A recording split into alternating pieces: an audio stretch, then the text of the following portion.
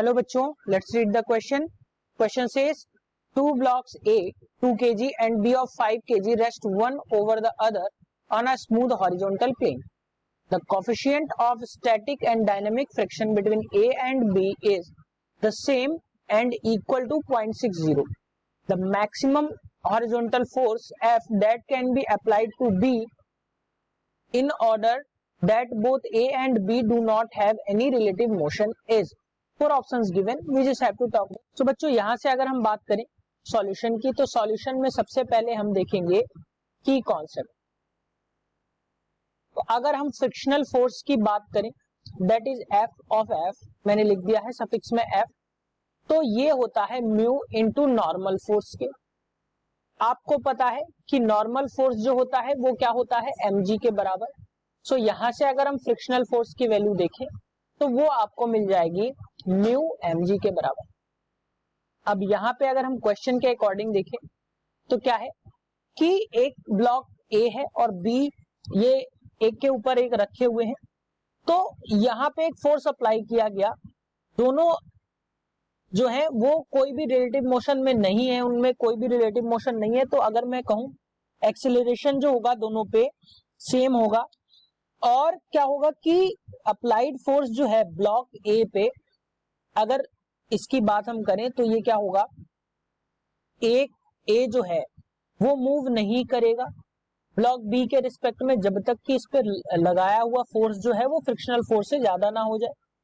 तो अगर हम यहाँ पे बात करें कि यहाँ पे अगर फोर्स एफ लग रहा है तो कुछ इस तरीके से इसमें फ्रिक्शनल फोर्स कुछ इस तरीके से स्मॉल एफ इधर लग रहा होगा इस डायरेक्शन में, और यहाँ पे एक्सीलरेशन ए जो है वो इस डायरेक्शन में लग रहा होगा. अब यहां से अगर हम बात करें कि इसमें जो फोर्स लग रहा होगा वो न्यूटन के सेकेंड लॉ के अकॉर्डिंग क्या होगा, एफ हमने मान लिया, वो क्या होगा mass of A plus mass of B. अब क्योंकि इनमें एक्सीलरेशन सेम है तो हमने एक्सीलरेशन का इस तरीके से मल्टीप्लाई कर दिया. तो ए की वैल्यू, जो एक्सीलरेशन की वैल्यू आपको मिलेगी वो क्या मिल जाएगी, F upon M of A plus M of B के बराबर. तो ये m ऑफ ए और m ऑफ b जो है ये a का मास है और b का मास है. सो नेक्स्ट स्लाइड में इसकी हम बात करेंगे. तो यहां से अगर मैं देखूं तो a की वैल्यू आपको आ जाएगी f अपॉन 2 प्लस 5, यानी कि a की वैल्यू आ जाएगी f बाई 7. ये इसको हम मान लेते हैं इक्वेशन 1. अब अगर हम नेक्स्ट बात करें, a जो है वो रिलेटिवली b से मूव नहीं करता है, तो अप्लाइड फोर्स जो होंगी वो फ्रिक्शनल फोर्स के इक्वल होगी. अगर मैं कहूं यहां से क्या है कि जो f की वैल्यू है, यानी कि f ऑफ a की वैल्यू की अगर हम बात करें तो वो क्या होगा, फ्रिक्शनल फोर्स के बराबर होगा. मान लिया f के बराबर होगा. तो अगर हम इसकी बात करते हैं, फोर्स की बात करते हैं, तो m of a into acceleration equals to frictional force की अगर हम बात करें तो क्या हो जाएगा, mu m of a into g. यहां से a की बात अगर हम करें तो क्या मिल जाएगा हमें. अब देखिए बच्चों, m और m की वैल्यू जो है आपस में कैंसिल आउट हो रही है. सो यहाँ पे a की वैल्यू जो आपको मिली वो मिल जाएगी, यहां से a इज इक्वल टू जो मिलेगा म्यू इंटू जी के बराबर यहां से मिल जाएगा. अब यहीं से अगर हम बात करें, a जो एक्सीलरेशन वो मिला था इक्वेशन फर्स्ट के अकॉर्डिंग, तो वो क्या मिला था f बाई 7. सो अगर हम यहां से वैल्यू पुट करें तो f बाई 7 इक्वल्स टू क्या मिल जाएगा,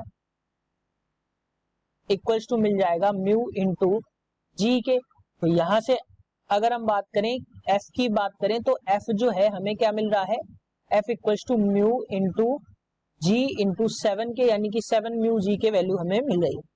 अब म्यू की वैल्यू जो है गिवन है, कोफिशिएंट ऑफ फ्रिक्शन की वैल्यू यहाँ पे गिवन है 0.6, और जो जी की वैल्यू है वो हम पुट कर देंगे यहाँ पे, जी इक्वल्स टू 10 मीटर पर सेकेंड स्क्वायर हम यहाँ पे ले लेते हैं. तो जब हम यहाँ पे वैल्यू पुट करेंगे तो जो फोर्स की वैल्यू आ जाएगी वो आ जाएगी 7 इंटू 0.6 इंटू 10, यानी कि ये आ जाएगा आपका 42 न्यूटन के बराबर. 42 न्यूटन के बराबर. अब न्यूटन के बराबर कैसे आ रहा है, ध्यान रखिए जो म्यू होता है यानी कि फ्रिक्शन कोफिशिएंट ऑफ फ्रिक्शन होता है, ये होता है आपका यूनिट लेस होता है। इसमें कोई भी यूनिट नहीं होता है, ये केवल एक मल्टीप्लायर के तरीके हम इसको यूज करते हैं। और अगर मैं यहां से बात करूं इसकी, तो ये आपका लिखा है, ये आपका गिवन है 10 जो है ये मीटर पर सेकेंड स्क्वायर में गिवन है। और अगर मैं बात करूं यहां से मास की, तो वो आपका किलोग्राम में आ जाएगा। तो बच्चों यहां से अगर मैं बात करूं तो आपको जो फोर्स मिल रहा है वो न्यूटन में, दैट इज किलोग्राम मीटर पर सेकेंड स्क्वायर में यहाँ आपको मिल रहा है। ध्यान रखिए कि जो 42 जो आंसर आ रहा है, अब मैं प्रीवियस स्लाइड्स की बात करूं तो 42 यहाँ पे दो ऑप्शंस हैं, एक में न्यूटन है, दूसरे में केजीएफ है। अगर हम केजीएफ की बात करें यानी किलोग्राम फोर्स की बात करें, तो ये क्या होता है 9.8 न्यूटन के बराबर हम क्या करते हैं मल्टीप्लाई कराते हैं, ये 9.8 न्यूटन के बराबर। सो बच्चों अगर हम इसमें मल्टीप्लाई कराएंगे तो ये वैल्यू बहुत ज्यादा हो जाएगी, यानी कि ये ऑप्शन आपका गलत हो जाएगा। सो ऑप्शन जो है option 1 is the correct answer for this question.